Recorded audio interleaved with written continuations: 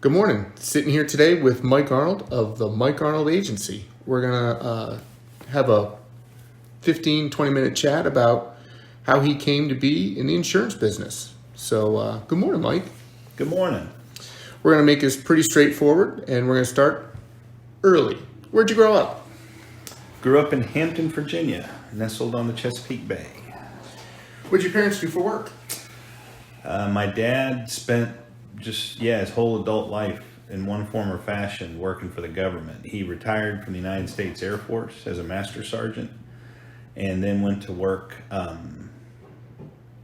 civil service for the Department of Defense, specifically for the Navy. He was in computers, and I can remember as a kid having Christmas wreaths made out of the younger folks aren't just gonna, I hope they can visualize this, the computer cards. It was actually they were about, 2 inches by 5 inches, something like that, and all the code was on the cards. The old punch cards? The old punch cards, yeah, we thought that was pretty neat.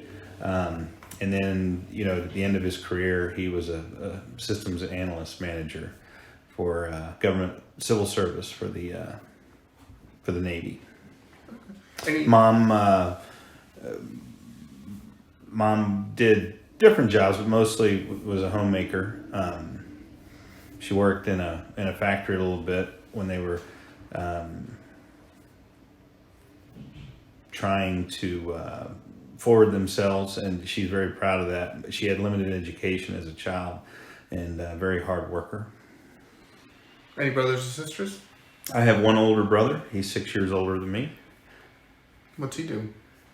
He's retired. He's similar to my dad, but just took it to further limits. He retired from the United States Coast Guard as a commander, was a commissioned officer. Afterwards, he didn't go to work for the government directly, but he worked for several companies that did a lot of multimedia training and different things for the government and foreign governments also. Very respected and highly regarded in his field. Any strife growing up between the two of you? Oh, normal brother stuff. We were 6 years apart, which is that's a pretty tough spread. I was a bit of a pest. A younger brother always wanted to tag along. We fought a lot. If you can fight somebody that's 6 years older than you and outweighs you 50 pounds of muscle, but just normal growing up stuff. But relationship, it's actually is pretty cool, because when my brother went away to college, to the academy, we both graduated high school when we were 17, so I was 11. But our relationship changed. He always looked out after me in different ways, and that just got stronger as the years went by. Tell me about your family. Are you married? I am married. I've been married coming up on 36 years now to my wife, Margaret. We have 5 children. She grew up in Hampton also. I met her. My late father-in-law would just love telling the story. He told it 1,000 times. It used to make me cringe, and now I miss hearing it. I met my wife by playing baseball for my father-in-law when I was 13 years old, Phoebus Pony League, and Coach George Bachman. Huge impact on my life. But by playing on his team, then I got to meet his daughter. We went to different schools, but that's how we met. So at 17, you said your brother left, and then you said you also left at 17. What'd you do at 17? Right. Well, my brother, a little bit smarter than I was. He obtained admission to West Point, the Naval Academy, as well as the Coast Guard Academy, a variety of scholarships. He could have gone to school anywhere he wanted. He was very, very smart, applied himself, was a heck of an athlete. I did not exercise that natural intellect. A bit of a lazy student in high school. So the knucklehead in me, I enlisted in the Marine Corps when I was 17. How long were you in the Marines? I was in the reserves for 6 years. I did about a year of active duty, and it had a huge impact on my life. It made it did a lot of growing up. It was really good for me. What would you feel of expertise? I was a T-58 GE-16 engine mechanic, which went in the CH-46 helicopter.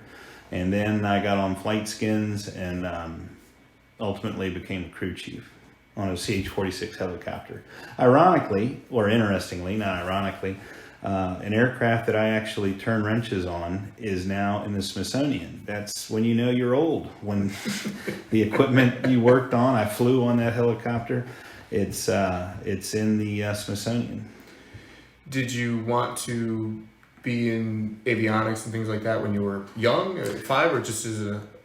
I was always, my dad was in the Air Force. He retired when I was about 6 years old.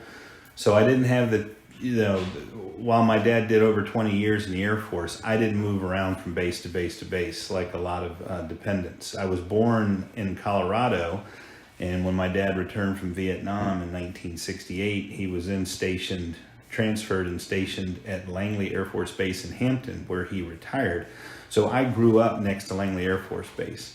And, I used to just ride my bike out to Langley and just sit at the end of the runway and watch jets take off and land. So I was always interested in aviation in one form or fashion.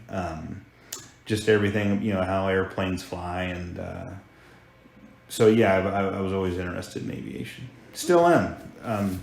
Someday I think, if I get all my other stuff taken care of, I'd still like to get my private pilot's license. Well, let's sell some insurance on you. Yeah. Well, like I said, when everything else is done, all our kids are raised, so yeah. Well, let's switch just a little bit and talk a little bit about what your current hobbies are. What do you enjoy doing? I like to do a lot of different things. To a fault, if I dedicated myself to one activity, I'd probably be better at it, but then it's more like work, so... I've always enjoyed golfing. It's something that my late father-in-law introduced me to, and played more and more. And I got to the point at one time had an index of about 12, which is, I guess, pretty good for mediocre golfers. I also enjoy shooting. That came from my experience in the Marine Corps. It's just something I took to naturally. Whether it's pistol shooting, rifle shooting, and then I was introduced to sporting clays. I've always enjoyed that.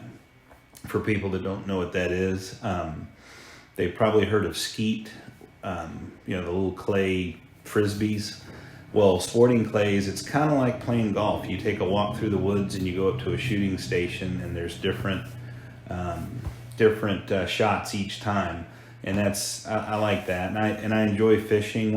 I really grew up in Hampton, which is right on the Chesapeake Bay, the peninsula, Hampton, Newport News, and I enjoy being on the water. It's just very relaxing. I've always enjoyed that. Earlier in my career, I would frequently go down the Outer Banks with colleagues and friends and go deep sea fishing out of Oregon Inlet. Still enjoy doing that, but. Now my favorite hobby is when the kids all graduated from college and I had some personal health issues that we overcame. I said, yeah, let's have a little fun. So I got a fishing boat that I take down frequently to the bay, and when the weather's right, we go offshore, and I really enjoy that. And here as of late, we just got a little farm that we're bringing to life, and I'm learning a lot about trees, and I got a sawmill, which kind of incorporates some of my machining background when I was a machinist after the Marines. So I'm learning how to saw up trees into lumber, which is a lot of fun. Well, the Rolling Stone gathers no moss, and you are definitely active for sure. I get bored with just one thing, that's for sure. If you won Powerball for $400 million, what would you do with the money? Wow. What would you do with your life? That's an interesting question. I think we all fantasize about that. I really enjoy what I do. I don't think I would just walk away. I do enjoy helping people. I thrive on the relationships. That's what I like about this business. I tell people all the time, I'm really not in the insurance business. I'm in the relationship business, and that's just fun meeting people. So I wouldn't want to give that up. I might not work quite as hard, but and my wife and I we enjoy traveling. Probably do more of that, but we've been very blessed. Our children, now grandchildren, I want to make sure there was opportunity for them, but I think it would be an opportunity. I'd like to make some impact in my local community, things that I've worked on in different volunteer aspects, in different associations and groups I've been involved in the past. And that's always driven the amount of work you can do by how much money you could raise. So I would like to make an impact locally if I could do that. But yeah, I might get a bigger boat, something that's got air conditioning on it. But as of right now, it's an open boat. It's a center console. So I might have to go to the next step. Fair enough. So with all the technical stuff that you've done, I'm sure you do a bunch of technical reading. But what book or books are you currently reading? Well, or is it just on the sawmill? No. I'd actually been reading a lot about trees and homesteading and farming without using pesticides and diesel fuel. Trying to use nature and animals to actually build the earth. So that's of interest. I've always liked action thrillers. I was a big fan of Tom Clancy. I've read all of those novels several times. Interestingly, I was raised Catholic, and recently I had some, like a lot of us that were raised Catholic, issues that had arisen in the church caused me great discomfort. But I've been doing a lot of reading on Catholicism and trying to reconcile that. So that's I've been doing a lot of that reading too. Speaking of Catholicism, we got one kind of fun question, and it goes: if you could give the president one book, what would it be? I really don't know if I want to answer this. If I could give the president one book, what would it be?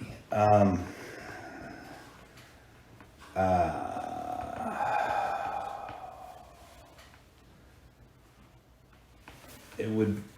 I don't have a book title at my fingertips, but it would have to do something with something my mentor told me that I think about on a daily basis, and that is a book on relationships, and that relationships are built on trust.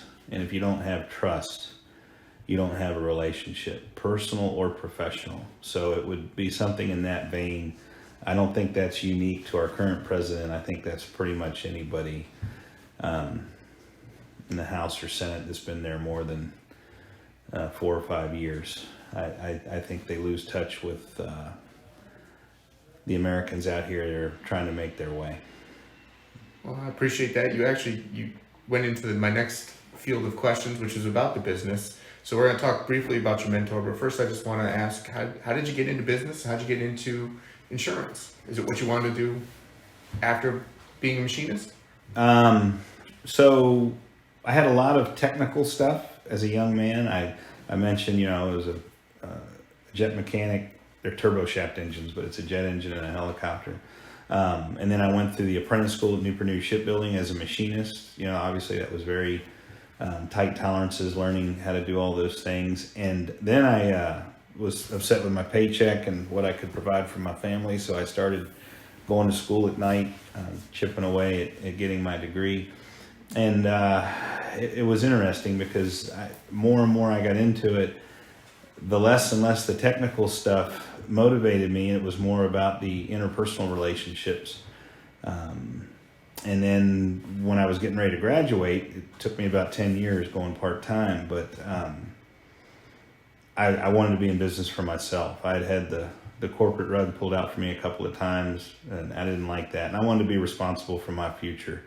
So I just started looking at different businesses. What could I go into with a family and young children? I didn't want to certainly start a machine shop, even though I had the training to do it, that it was just so prohibitively expensive. I would have been signing up for $1 million in debt right out of the gate. And I looked at everything from porta potty rental franchises to an animal crematorium. I just looked at different things. And a friend of mine, at the time, just an acquaintance, our kids both played on the same softball team, asked me if I'd ever thought about insurance because he knew my personality and whatnot. And I started looking into it, and it's a product everybody's got to have if you own a home or you have a car. And it's about relationships, and it's about communicating with people. And the more I learned about it, the more I liked it. And that's kind of what led me to this industry. It didn't require a whole lot of money. You didn't have to buy a big horizontal boring mill or something like that to get started. And I'm really glad I did it because I've really enjoyed this career thus far. So you've mentioned your mentor several times and his teachings regarding the relationship side of the business. What other factors has the mentor really instilled on you that have come through in the business in all these years? Because it's been 20 years you've been in the business. It has, yeah. Well, I've had several people that have been mentors to me, but the one individual that really had a profound impact because he was there in the beginning, and he asked me. I had just opened up the agency. I'd been in a training program for about 3.5 years, 4 years. And I had opened up an agency and I was working really long hours and, new business owners will appreciate this. I was worried about making payroll and tax payments and advertising budgets and all this other stuff. And he called on me and could see it all. I mean, it's just normal stuff that a new business owner goes through. And he asked me what business I was in. And I told him I was in the insurance business and snapped off, I got these licenses and can do this and that and the other, and was expecting an attaboy from him, and he just smiled at me.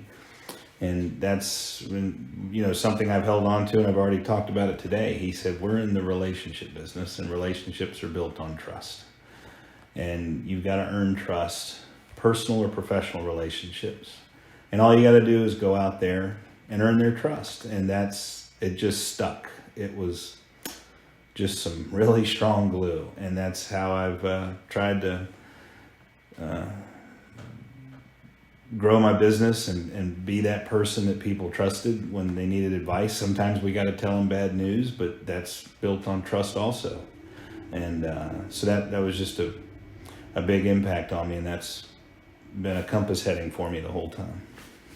Talk to me about a time where you failed to achieve a goal and what changes you had to make to obtain that goal ultimately. There's so many times I've failed to meet a goal. I think people that are successful, and however you want to measure that, that's one of the ways they become successful, is that they've made a lot of mistakes, and I certainly have. And you learn from them what to do, what not to do. Sometimes it requires a big course correction. But making mistakes is so important. It's a cornerstone of growth, is to learn from them. And if you don't learn from them, you keep repeating the same mistake, then yeah, that's a real issue. But there's so many mistakes I've made, marketing and business and decisions, and sometimes it hit my pocket pretty big, but you learn from them, and that just helps you see the future and obstacles that you wouldn't have seen before. You have that experience. Well, it seems like you've definitely enjoyed your career. Do you see that there would be anything that you would have corrected or changed in this path? Anything I would have changed? There was certainly some huge mistakes I made, but that at the same time is what makes me who I am today. And so if you learn from them, it's as important and valuable as any class you'll ever take. So no, I mean, going back and changing things, I'm a firm believer that we are all an accumulation of the roads we've traveled. I'd love to tell you I came up with that little gem. I did not, but I don't know where I first read it, but it struck me, and that is so true. In our personal lives, our professional lives, we are who we are because of what we've walked through, good or bad, good and bad, not or. So no, I don't think I change anything. I enjoy my life. I enjoy the people I work with.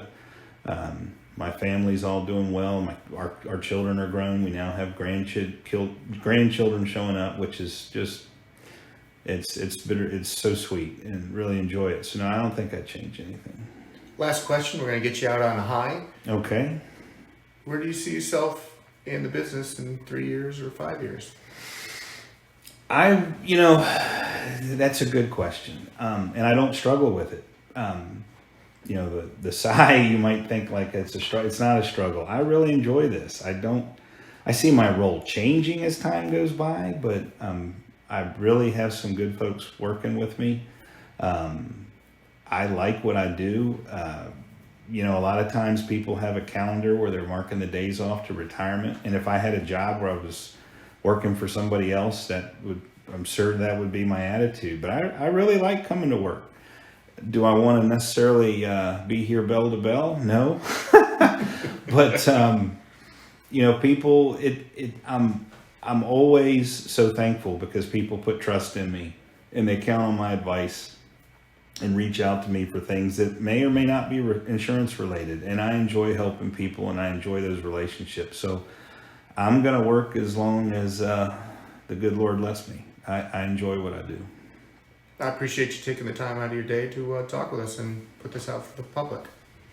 Thank you. I appreciate the opportunity. Thanks.